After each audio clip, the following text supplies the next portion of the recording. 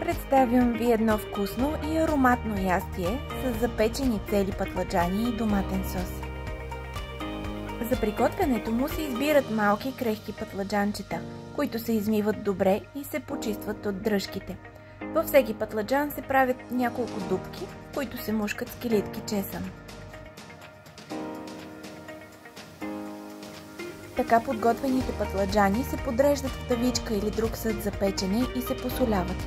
За приготвянето на соса в загрят тиган се слагат 4 супени лъжици олио. В него до златисто се запържва една голяма глава лук, нарязана на ситно.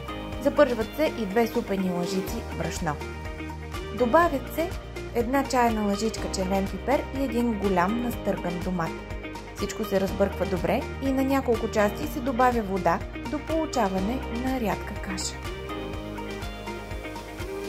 Овкусява се с сол, мащерка и риган. Готовия сос се изсипва върху пътладжаните. Добавят се няколко листа дафинов лист и съдът се похлупва. Пече се в предварително загрята на 200 градуса фурна за 1 час. Добър апетит!